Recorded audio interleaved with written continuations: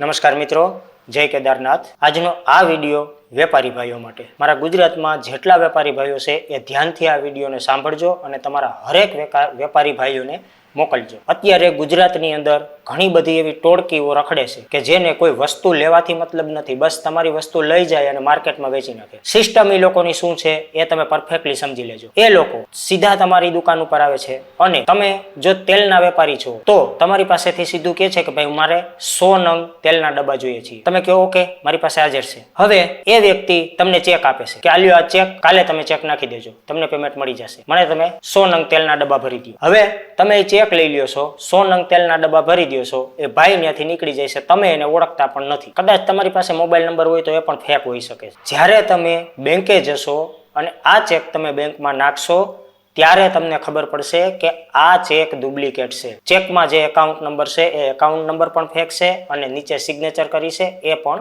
Fake છે। તો મિત્રો, આવો અજાણ્યો વ્યક્તિ કોઈ પણ આવી અને તમને જો ચેક આપે છે તો એ ચેક એક્સેપ્ટ ન કરતા, ચેક ક્લિયર થાય અને તમને પૈસા મળે ત્યાર પછી જ તમે માલ દેજો। આ લોકો જથ્થાબંધ માલ ઉપાડે છે, 100 ડબ્બા 200 ડબ્બા તેલ ઉપાડે છે। તમારી પાસે કોઈ ઇલેક્ટ્રોનિક વસ્તુ હોય તો એવી પણ એ ઝાઝા પ્રમાણમાં ઉપાડી લેશે અને એ લોકો લઈને નીકળી જાય છે। તમે બીજે દિવસે ચેક નાખવા જાશો તા તો એ કદાચ આપણું ગુજરાતને પણ ઈ પાર કરી ગયા હોય છે। તો મિત્રો, વેપારી મિત્રોને ખાસ જણાવવાનું કે આવો કોઈ પણ ચેક એક્સેપ્ટ ન કરતા। ચેક છે એ તમને પણ ખુદને ખબર નથી કે આ ઓરિજિનલ છે કે ડુપ્લિકેટ। આવા ડુપ્લિકેટ ચેકથી પણ તમારી સાથે ફ્રોડ કરી શકે છે। હા, કોઈને જાણકારી થોડી ઘણી હોય તો તમે જાણી શકો છો, પણ બધા લોકો એટલા બધા જાગૃત નથી કે જે ચેક જોઈને અને તમને કહી શકે કે આ ઓરિજિનલ છે। કારણ કે અત્યારે ચેકના ફોટા તો રખડતા જ હોય છે, નેટ ઉપરથી પણ મળી જાય છે। એ ફોટા બનાવી લે છે, એનો જ એક ચેક બનાવી લે છે, અથવા તો ચેકબુક જ ફેક હોય। તો આવી વસ્તુ થઈ શકે તમારી સાથે। તો મારા બધા વેપારી મિત્રોને ખાસ વિનંતી છે કે આવો કોઈ ચેક ન લેતા અજાણ્યા વ્યક્તિ પાસેથી। અને આ વાત મેં એટલા માટે કરી છે